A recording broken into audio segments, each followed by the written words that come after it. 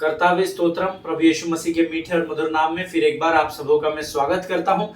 प्रभु को मैं आज फिर एक बार धन्यवाद देता हूं, जैसे हम रोज देते हैं। मेरा विश्वास है आप लोग रोज प्रभु को धन्यवाद देते हैं, उसकी स्तुति आराधना करते हैं। आज ये पवित्र दिन जो परमेश्वर ने मेरे और आपके जीवन में दिया प्रियो, आज सुबह के समय में परमेश्वर ने हम सबों की सहायता और मदद की कि हम अपनी अपनी कलीसियाओं में जा सके और अपने पासवानों के वचनों को सुनकर आशीषित हुए और हमने मिलकर आराधना की और प्रभु की उपस्थिति का आनंद उठाया। हालेलुया। मेरा पूरा विश्वास है आप जो वचनों को सुनते हैं वो कलीसिया जाने वाली मंडली है। हालेलुया, आमीन। वो यूट्यूब और फेसबुक और इंस्टा वाली कलीसिया नहीं है, लेकिन मेरा ऐसा विश्वास है कि आप सब लोग हर इतवार को बराबर से प्रभु के मंदिर में जाते हैं और उसकी उपस्थिति का आनंद उठाते हैं। हालेलुया। आज मैं यहोवा का धन्यवाद देता हूँ, विशेषकर क्योंकि आज जो वचन हमारी कलीसिया में सुनाया गया उसके द्वारा प्रभु ने मुझे बहुत आशीष दी। विश्वास के बारे में हमारे पासवान ने आज हमको सिखाया और प्रभु ने बड़े अद्भुत रीति से काम किया, इसलिए मैं प्रभु का धन्यवाद देता हूँ। बहुत सुंदर तरीके से पासवान ने आज नए प्रकाशन के साथ वचनों की सेवकाई की।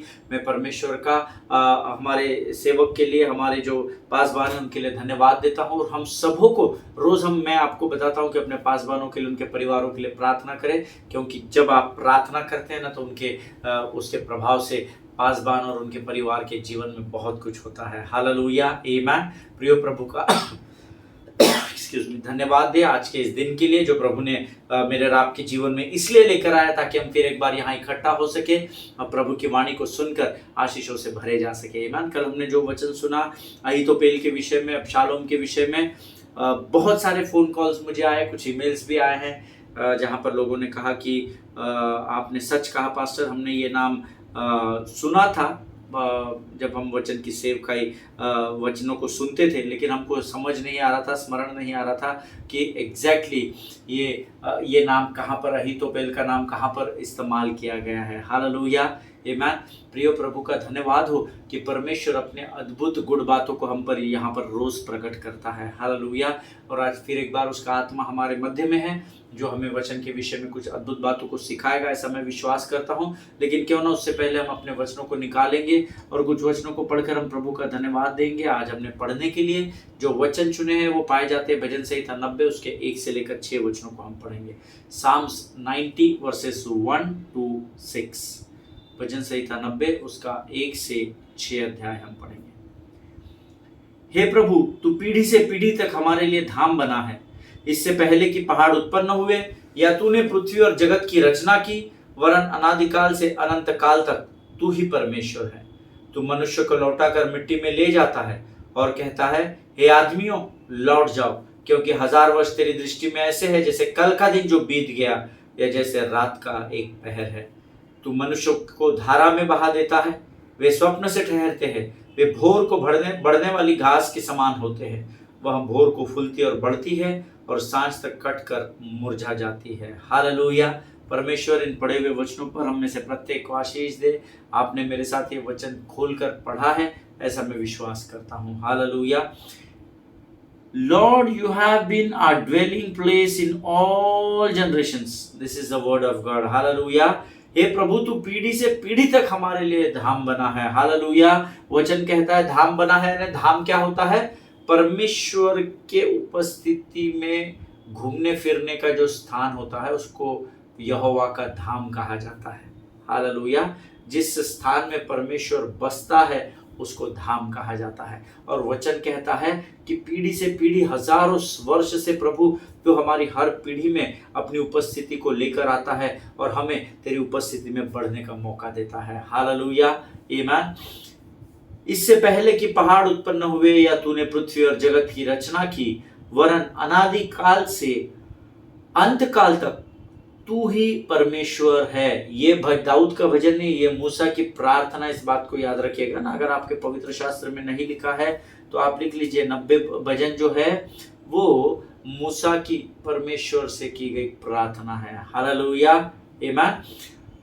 इससे पहले कि पहाड़ उत्पन्न हुए, इससे पहले कि पृथ्वी के जगत की रचना हो, अनादिकाल से अनंत काल तक तू परमेश्वर है। हालेलुया। और ये बात हम सब जानते हैं कि इससे पहले कि सृष्टि की रचना हो, परमेश्वर समय से पहले का परमेश्वर है। हालेलुया, आमीन। तू मनुष्य को लौटाकर मिट्टी में ले जाता है और कहता है आदमियों लौट आओ। You return man to dust and say return O children of man. हालेलुया। अर्थात ये तीसरा वचन जो है वो परमेश्वर की सामर्थ को दर्शा रहा है। परमेश्वर सिर्फ इस पृथ्वी पर आपको लेकर ही नहीं आता है, परंतु यहां से आपको लेकर भी जाता है। हालेलुया, आमीन। परमेश्वर अपने वायदे का पक्का परमेश्वर है। वो इतना सामर्थ्य और महान परमेश्वर है कि सारी बातें उसके नियंत्रण में है, ये वचन बताता है। क्योंकि तू मनुष्य को लौटाकर मिट्टी में ले जाता है और कहता है हे आदमियों लौट जाओ। हालेलुया। तुम्हारा समय पूरा हो गया, तुम जाओ। तुम्हारा पूरा हो गया, तुम जाओ। तुमने मेरे उद्देश्य को पूरा किया, अभी तुम जाओ। परमेश्वर सामर्थ्य परमेश्वर है। हालेलुया। उसके लिए कोई भी बात असंभव नहीं है। चौथा वचन कहता है For 1,000 years in your sight are but as yesterday when it is past, or as a watch in the night. Hallelujah. क्योंकि 1000 वर्ष तेरी दृष्टि में ऐसे है जैसे कल का दिन जो बीत गया, या जैसे रात का एक पहर। हालेलुया। हमने इस विषय पर अध्ययन कर चुके हैं। मैंने आपको क्रोनोस मूवमेंट और काइरोस मूवमेंट के बारे में सिखाया था। क्रोनोस वो समय है जो कैलेंडर को हम फॉलो करते, जो पृथ्वी का समय है। 24 hours is equal to 1 day, into 7 days is equal to 1 week, into 4 weeks is equal to 1 month, into 12 months is equal to 1 year. हालेलुया। ये क्रोनोस टाइमिंग है, ये क्रोनोस मूवमेंट है। लेकिन काइरोस मूवमेंट क्या कहती है? 1000 वर्ष इज इक्वल टू 1 दिन, ऐसा वहां पर गिना जाता है। हालेलुया। और मैंने आपको बताया था हम सारे दुनिया में हमारा जो कैलेंडर है वो 2024 में हम चल रहे हैं, ऐसा बताता है ना। हम लोग लिखते हैं आज कितना 16-17 तारीख होगी, 17 मार्च 2024। लेकिन अगर आप जूइश कैलेंडर देखेंगे तो आज वहां पर जो साल चल रहा है वो 2024 नहीं है, 5785 ईयर्स का कैलेंडर वो गिनते हैं, वो उस समय से गिनते हैं। हालेलुया, आमीन। मूसा के समय से गिनते हैं। 5785th ईयर उनके जूइश कैलेंडर के अनुसार है। सो ये क्रोनोस मोमेंट है और ये काइरोस मोमेंट है। ये परमेश्वर का समय है जहां पर 1000 वर्ष जब पृथ्वी पर होते हैं, यहाँ के 1000 वर्ष खत्म होना इन्हें यहाँ पर एक दिन के बराबर कहलाता है। हालेलुया, आमीन। तू मनुष्य को धारा में बहा देता है, वे स्वप्न से ठहरते हैं, वे भोर को बढ़ने वाली घास के समान होते हैं। हालेलुया। हम कैसे हैं? मनुष्य का जीवन कैसा है? सुबह जब ड्यू गिरता है ना, ड्यू, आप सुबह सुबह उठकर कभी गार्डन में जाइए around 3:30, in between 3:30 to 4 o'clock, या 4:10 तक आप जाइए तो 20-25 मिनट में आपको ओस गिरी हुई दिखेगी घास की। ठीक है। उसके बाद आप वापस घर में आइए, फिर आप 1-1.5 घंटे बाद 6 बजे उठकर वापस जाइए, वो घास आपको बढ़ी हुई दिखाई देगी। हालेलुया। वचन कहता है मनुष्य का जीवन ऐसे ही है। वचन में क्या पढ़ा हमने? भोर को बढ़ने वाली घास के समान है। हालेलुया। हमारा जीवन हमारे परमेश्वर के हाथों में है प्रियो। शत्रु हमारा कुछ नहीं बिगाड़ सकता है। जैसे रोज सुबह घास बढ़ती है वैसे ही हमारा जीवन है, ऐसा वचन में लिखा हुआ है। आमीन। वह भोर को तो फूलती और बढ़ती है और सांझ तक कटकर मुरझा जाती है। हालेलुया। हम भी जब सुबह उठते हैं तो बहुत बैटरी चार्ज होती है, प्रभु का धन्यवाद हो, ये हो वो, आइए हम प्रार्थना करेंगे, ये करेंगे, और शाम होने तक, रात होने तक, सोने के समय तक हम महीने में 10 दिन प्रार्थना भी नहीं करते हैं सोने से पहले। इतना हम उस घास के समान, वचन कहता है भोर को तो फूलती और बढ़ती है परंतु सांझ तक कटकर मुरझा जाती है। हालेलुया। मनुष्य का जीवन इस घास के समान है। वचन कहता है एक दिन इस पृथ्वी को भाड़ में झोंक दिया जाएगा, लेकिन आप और मैं बचे हुए लोग हैं, आप और मैं चुने और बुलाए हुए लोग हैं। हमारे पास एक आशा है, हमारे पास एक उद्देश्य है जो प्रभु ने हमें दिया है, और जिसे पूर्ण करने के लिए वो हमें हमारे तय समय से पहले इस पृथ्वी से बाहर नहीं जाने देगा। हालेलुया, आमीन। प्रभु इन पढ़े हुए वचनों पर आप में से प्रत्येक को आशीष दे प्रियो। ये समय है जब हम फिर एक बार आज अपना समर्पण परमेश्वर को करेंगे, अब प्रभु की वाणी को सुनकर आशीषित होंगे। आइए इस समय हम प्रभु को इन पढ़े हुए वचनों के लिए धन्यवाद दें और आने वाले वचनों के लिए अपना समर्पण करें। थैंक यू जीसस, धन्यवाद यीशु, धन्यवाद और धन्यवाद और धन्यवाद देते हैं राजा। प्रभु आज के सुंदर और पवित्र दिन के लिए धन्यवाद देते हैं। आज तूने हमें आशीष दी, मौका दिया कि हम अपने कलीसियाओं में जा सके राजा, कॉर्पोरेट वर्शिप को कर सके प्रभु, तेरे लिए सिंहासन को तैयार कर सके और अद्भुत वचनों को और वचनों के द्वारा जीवन को तुझसे प्राप्त कर सके। परमेश्वर पिता धन्यवाद देते हैं प्रभु, तूने जाने और आने में हमारी सहायता और मदद की, सुबह से अब तक संभाल कर रखा, इसलिए धन्यवाद देते हैं राजा। प्रभु जी इस समय विशेषकर प्रार्थना करते हैं प्रभु जी आने वाले वचन के लिए राजा। प्रभु होने दे आने वाला वचन हम में से हर एक के जीवन के लिए आशीष और लाभ का कारण होने पाए पिता। प्रभु जी हम प्रार्थना करते हैं परमेश्वर पिता, जो वचन हम सुनने जा रहे हैं प्रभु वो हम बड़ी आसानी से समझ सके, ऐसी बुद्धि और समझ और ज्ञान से भरकर तैयार कर। शत्रु की हर एक युक्ति योजनाओं का खंडन हम अपने जीवन से यीशु नासरी के नाम से करते हैं राजा। प्रभु जी हम प्रार्थना करते हैं क्योंकि तेरा वचन कहता है प्रभु, अगर तू विश्वास करेगा तो तू अंगीकार भी करेगा। प्रभु आज हम अपने मुख से अंगीकार करते हैं कि हम शत्रु को अपने पांव के नीचे नेस्तनाबूद करते हैं यीशु नासरी के नाम से राजा। प्रभु जी हमें सामर्थ्य बल दे राजा, अपने आप को यीशु मसीह के लहू में सुरक्षित करते हैं, आगे के संपूर्ण समय को तुझे समर्पित करते हैं और विनती को धन्यवाद और विश्वास के साथ हमारे उद्धारकर्ता जीवित परमेश्वर यीशु नासरी के मीठे और पवित्र नाम में मांगते हैं। सुन और बड़ी दया से ग्रहण कर, आमीन आमीन, हालेलुया। प्रभु का धन्यवाद हो। कल हम अहीतोपेल के बारे में सुन रहे थे। मैंने आपको कल बताया था अहीतोपेल वाज द ग्रैंडफादर ऑफ बेतशिबा, आमीन। अहीतोपेल जो था वो बेतशिबा का, जिसके साथ दाऊद ने व्यभिचार किया था और जिसके पति को धोखे से मरवा दिया था, उस बेतशिबा का ये अहीतोपेल जो दाऊद राजा का मुख्य सलाहकार था, he was one of the main counselor, he was one of the main advisor of David's team, core team। वो अहीतोपेल जो था वो बेतशिबा का ग्रैंडफादर था, नाना था, हालेलुया, आमीन। और उसने जब बेतशिबा के साथ व्यभिचार दाऊद ने किया और उसके बेतशिबा के पति को बड़े धोखे से मरवा दिया, उन सारी बातों को अहीतोपेल ने देखा था, क्योंकि अहीतोपेल उस समय दाऊद की कोर कमेटी में काम करता था, उसके एडवाइजरी कमेटी में था, काउंसलर था, और उसने वो सारी बातें देखी थी। पर क्योंकि दाऊद राजा था इसलिए उस समय वो उन सारी बातों को उससे शायद कह नहीं सका होगा, उसकी कोई अपनी मजबूरी रही होगी। लेकिन अहीतोपेल ने उस बात को भूला नहीं, उसने उस बात को स्मरण रखा और वो धीरे धीरे वो जख्म जो है, वो जो उसके परिवार के साथ, उसके सन इन लॉ और उसकी ग्रेट सन इन लॉ और उसके ग्रैंड डॉटर के साथ जो हुआ था, वो धीरे धीरे वो जख्म 25 वर्षों में नासूर बन गया था, हालेलुया। और जैसे ही अबशालोम ने अपने पिता दाऊद के खिलाफ विद्रोह किया,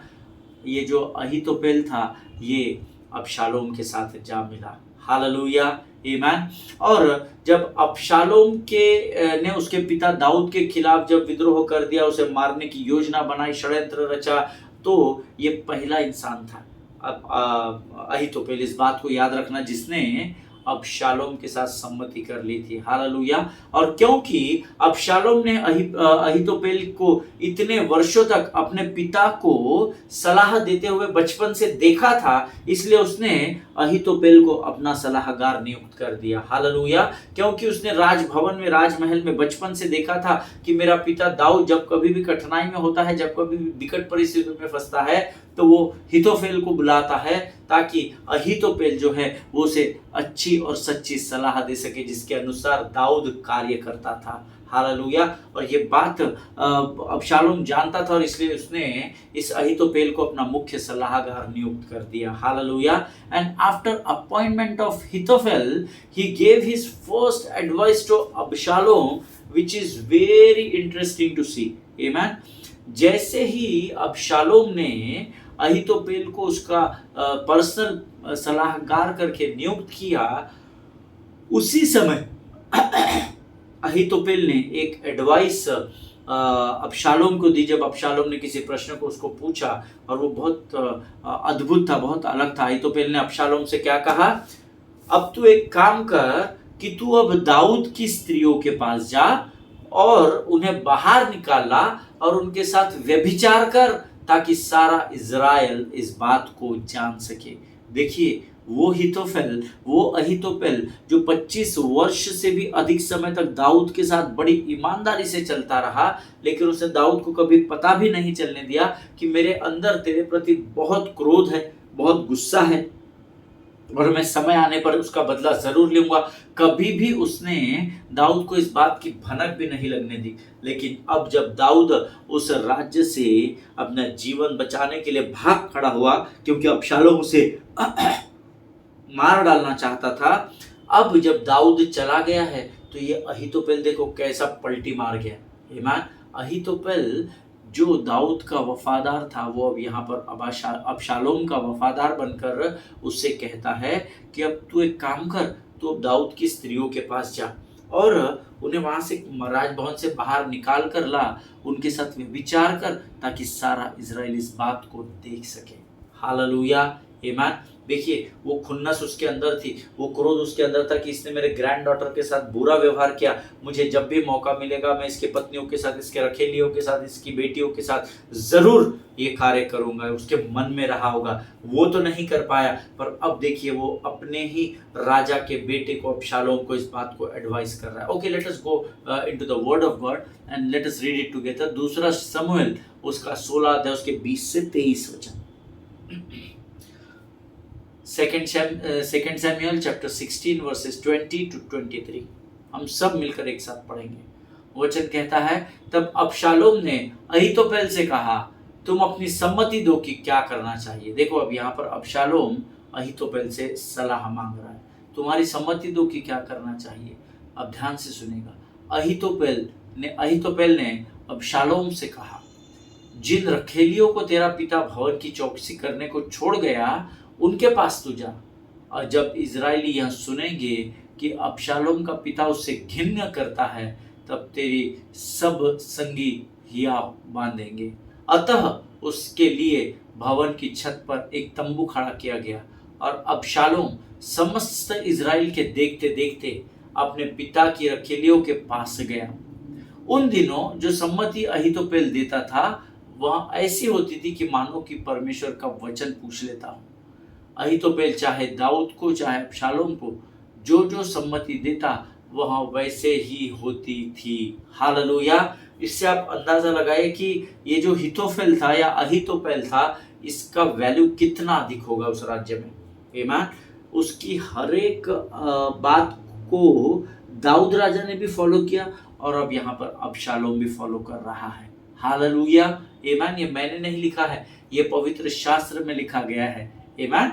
और अहीतोपेल ने यह एडवाइस इसीलिए दी थी ताकि वो दाऊद को शर्मिंदा करने के द्वारा अपने क्रोध को ठंडा कर सके। हालेलुया। दाऊद के साथ अहीतोपेल 25 वर्ष जरूर रहा, परंतु 25 वर्ष में भी वो उस क्रोध को नहीं भूला जो उसके ग्रैंड डॉटर के साथ हुआ था। और अब यहाँ पर वो क्या करता है, यह अहीतोपेल ये जिसके ग्रैंड डॉटर के साथ दाऊद ने व्यभिचार किया था, ये अहीतोपेल अब ये एडवाइस फ्री में इसीलिए अबशालोम को देता है ताकि वो दाऊद को शर्मिंदा कर सके और जब दाऊद हार गया तो अपने आप को ठंडा महसूस कर सके। आमीन। ऐसा कई बार होता है हमारे जीवन में। आमीन। हम दूसरों को बोलते, भाई थोड़ा उसको देखो बहुत ज़्यादा बज रही है, बहुत ज़्यादा बात कर रहे हैं, बहुत ज़्यादा ऐसा हो गया, बहुत ज़्यादा वैसा हो गया। बट मेरा ऐसा विश्वास है, ये मेरा वर्जन कहता है कि उसने यह बात अहीतोपेल से इसलिए कही ताकि वो दाऊद को शर्मिंदा करने के द्वारा अपने क्रोध को ठंडा कर सके। Hallelujah. And the important part now is why he did it like that. क्यों उसने ऐसा घिनौना काम किया। आमीन। बिकॉज, राइट इट डाउन, जो लोग नोट्स लिखते हैं वो लिख लीजिए, because last 25 years Ahithophel had been boiling with anger and offense and hope. Hallelujah. क्योंकि पिछले 25 वर्षों से अहीतोफेल जो था वो क्रोध से, ऑफेंस से और हर्ट से थक चुका था। हालेलुया। आमेन। और उसके कारण वो सटीक प्रतीक्षा कर रहा था कि मुझे कब मौका मिलेगा, और अब जाकर उसको यह मौका मिलता है जिसको वो पूरी तरह से कैश करता है। पूरी तरह से वो जाकर के अबशालोम को इन बातों को बोलता है। हालेलुया, आमेन। और अहीतोपेल ने क्रोध में आकर दाऊद के परिवार से बदला लिया। लेकिन क्या आप जानते हैं क्या कि अहीतोपेल का अंत कैसा हुआ? ये जो अहीतोपेल ने क्रोध में आकर जो कर दिया वो तो ठीक है, दाऊद से बदला निकल गया, सब हो गया, but do you know that how he died? क्या आप जानते हैं कि उसकी मृत्यु कैसे हुई? उसकी मृत्यु भयानक हुई प्रियो, आमेन। और अहीतोपेल ने यहाँ पर क्रोध में दाऊद के परिवार से बदला लेने के लिए इन कामों को किया, आमेन। In same book few chapters later, same book, अगर आप थोड़े से पन्ने पलटाएंगे तो आपको पता चलेगा, in the same book you will come to know that the Bible says he commit suicide, amen। उसने फांसी लगा दी, ऐसा वचन में लिखा है। किसने लगाई? यहूदा इस्करियोत ने लगाई। Hallelujah, amen. And in same book जैसे आप पढ़ेंगे तो उसमें, अच्छा चलिए पढ़ लेंगे हम लोग। मैं आपको बता रहा हूं कि अहीतोपेल की मृत्यु कैसे हुई, ठीक है।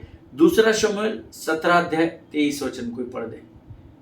अच्छा, कोई पढ़ेगा कैसा? मैं ही पढ़ता हूँ, हम सब पढ़ेंगे, आप आपके स्थानों पर पढ़िएगा।